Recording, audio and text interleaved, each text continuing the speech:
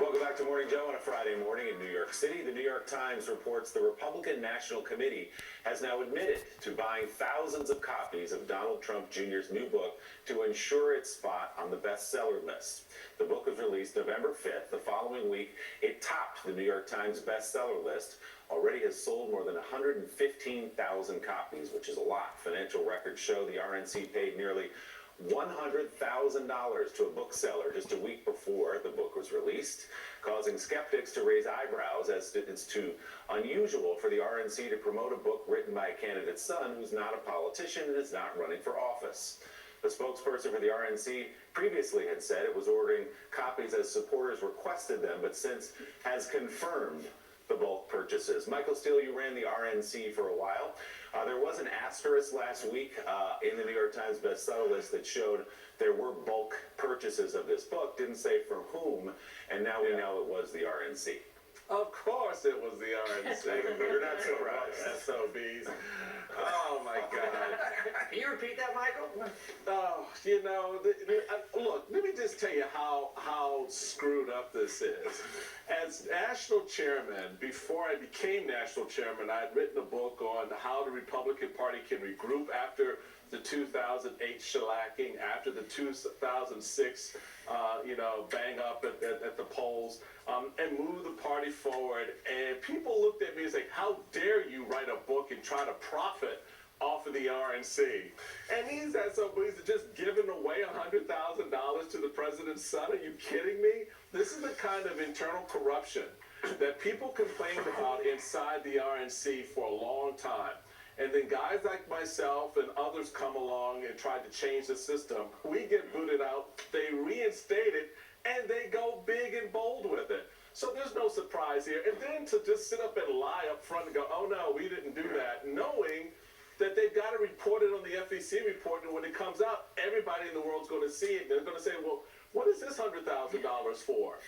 So, It's Michael, unbelievable. let me ask you a pointed question. Whose money is that? Whose $100,000? Those are donors. Those are donors. Those are moms and dads, grandpas and grandmas who write a check for $50, $100 to the RNC to help elect candidates, not to go out and buy some dumb behind book that nobody's going to read. All right? And the fact of the matter is, it's incredible the sheer corruption top down throughout the RNC now, just been wholly owned as a subsidiary of the Trump organization. It's not just the books, folks. It's everything else. It's legal fees. It's trips. It's all kinds of expenses that the RNC is taking on, spending donor money to take care of the business of the Trump family and its organization. So I don't want to hear the whining from the members anymore about where the money's going and why candidates are running for county council and mayor and local races aren't getting cash. Go buy the book and try to sell it and get the money back. You know, the Trumps are a criminal organization, and the theme is whether it's taking charitable money, they just paid a fine of $2 million, money that people give to go to firefighters and children, Yes, and using it personally, or taking taxpayer money, $400 million of military aid, which we paid for, and say, I'm going to use that in favor of my campaign, or taking money that Joe the plumber, $20, because I want to get Republicans elected, going to selling the son's book. Once again, bring it back. It's all corruption, betrayal, bring it to a big... He will even betray you on your $10 donation. He will even betray a fireman when it comes to charity. And this is the bigger picture, but there's no limit to what they do. And one of our two great political parties is acting like the Democratic People's Party of North Korea would act toward the Kim family. I mean, it is, and so of course we must buy the Dear Leader Jr.'s book and share it with the world because it's such a wondrous and marvelous thing. And of course, the dear leader can have done no wrong in this impeachment farce. Kimberly Guilfoyle, I think she's our next first lady. I mean, I'm watching the two of them up there. I wanted to puke. There's the White House wedding coming, Donnie. I mean, the corruption here at the RNC, it's too bad it wasn't in Ukraine. The president would have cared more. Susan, do you think that also this is this push for Donald Trump Jr.? Let's talk about his political future for a second. He is someone he was very popular on the campaign trail during the midterms, particularly in very red MAGA country. He's been out already playing a role for the campaign this fall. They anticipate hundreds of events next year. He's going to be one of their top road warriors. How effective do you think, A, he's going to be for the president next year, but B, are we going to see him run for office? He's said, like, not now, but he won't rule it out for the future. Yeah, he is popular out in certain parts of the country. There's no doubt about it. And he does get a crowd and people do react to him. There is talk about him running in Montana, for governor of Montana, where he has spent a lot of time. He's out there as a hunter, and he wants to, that's where he wants to maybe make a debut, if you will.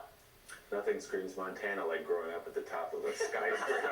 Exactly. Well, Montana kind of guy, you know? During President Trump's first 5 months in office is another big story. The Secret Service spent more than $250,000 at the president's properties. According to the Washington Post, the records were obtained by the group Property of the People after an open records lawsuit, and it details some of the revenue that Trump derives from U.S. taxpayers. The records show charges on credit cards used by the Secret Service, spending on average nearly $2,000 per day. The Post reports the president has set up an extraordinary arrangement.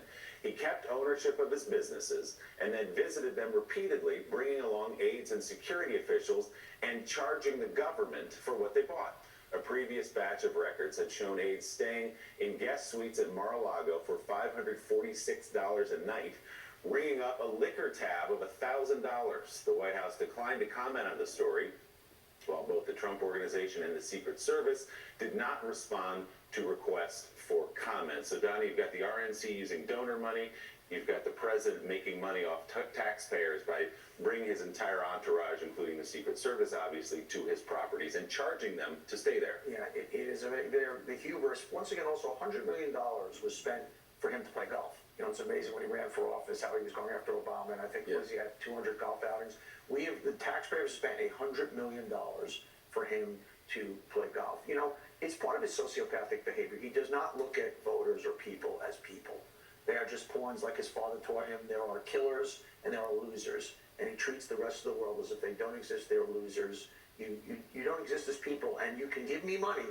You can give me $50 to fight for firemen, and I will take it and I will put it But in he's my also, pocket. he shakes down his staff too. Bill Barr's having his holiday party at a Trump property. I mean, this is what he does. He wants to, you show loyalty by giving him money. And Willie, I'll just note that Mar-a-Lago season begins next week for Thanksgiving, so the president will start making frequent trips there again. Right. And one more note, Eric Trump was tweeting out, at the end of a long week, you know what you could use? Yes. Some Trump wine. So selling the wine off of impeachment. Why are you all speaking this way of the dear leader's family? Well, you're coming up.